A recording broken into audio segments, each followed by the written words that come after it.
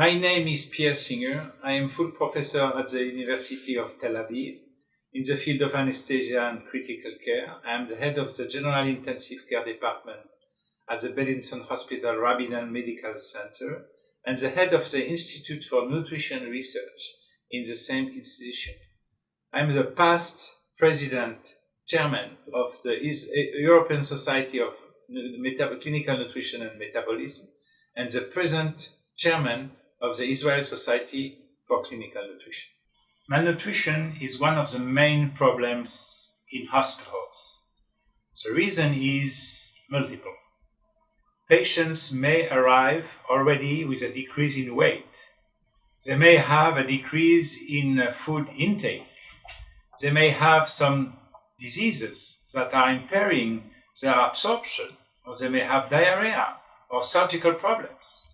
All these reasons bring them to the hospital already with a decrease in nutritional status. In addition to that, while they are in the hospital, they are not able to eat properly. Why is that? Because they have a decrease in appetite, because they have some investigations that have to be done, but also many times because the food that is provided to them during this period of time is not adequate to their needs. The problem is that they may be allergic, or their taste is not adapted to what they are provided. The problem is also that the food is not always warm enough, and the food is not enough in a presentation that is stimulating their appetite. Therefore, we have a big problem here. The problem is that the patients may be already in a condition of undernutrition, and in addition to that, they are not provided with adequate nutrition while they are ill, hospitalized, and sick, and then requiring maximum of food intake. Well, this problem has been observed by different surveys, like Nutrition Day survey, which is a huge process of auditing of nutritional intake in hospitalized patients in more than 50 countries over time from 2006. More than 300,000 patients have been collected during all this period of time from Chile to Japan, knowing exactly which country is doing better or not regarding the oral intake during hospitalization. With this huge amount of data, it has been demonstrated that if the patient has not a good oral intake and eating less than half of his plate during lunch, for instance, well, the length of hospitalization will be longer, the number of complications will be higher, and the mortality will be increased.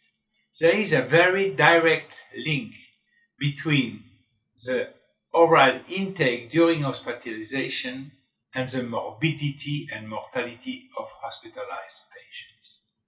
And the worse the patients are eating, the higher the complications. Therefore, we have to make all our efforts to bring enough food to the plate of the patient and to help the patient to eat this food. We did two things regarding this. First, we improved the presentation of the plate while giving the adequate calories and protein to the patient. And with the help of a gastronomy institute called Bocuse in France, we succeeded to demonstrate, and this was published, that this improvement in intake by just presenting better the plate was associated with a decrease in length of hospitalization and a decrease in readmission. The second point has been very nicely shown by Philipp Schütz in Switzerland by increasing the nutritional additional intake of patients with malnourishment and showing in thousands of patients that this was improving survival in these patients. So this is a very important result, because this is bringing evidence that nutrition can change outcome in patients. At the least, we know that we have to organize all the administration of food in hospitals because of a huge waste of food. Mostly 70% of the food is wasted in hospitals. And this is really a waste of money as well. We have to create an adaptation between the needs of the patient and the delivery of the food. And there are new systems like Food Fix that are able to screen a patient, assess his malnutrition, and then select what is needed for the patient according to the disease, according to the allergies, according to the requirements, and bring to the patient exactly what he needs, so that the waste will be decreased, but mainly the intake will be increased.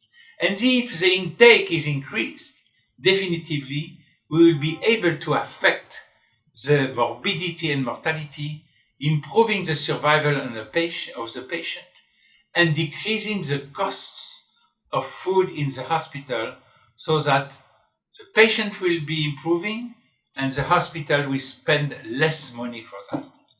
We need a system that will be able to support the dietitians that are working very hard in the hospital, because they are not able to be sure about the intake of the patient.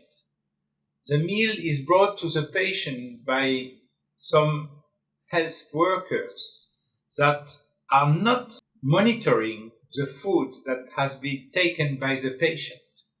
And there is no real-time knowledge about what the patient is eating exactly in comparison to what he is needing to eat. Therefore, Food Fix will be able, in a real time, to let know to the dietitians of the hospital how much the patient has been able to eat and how much he will require more if there is insufficient food intake. This is a true monitoring, continuous feedback to the nutritional system of the hospital to improve the intake of the patient. Thank you very much.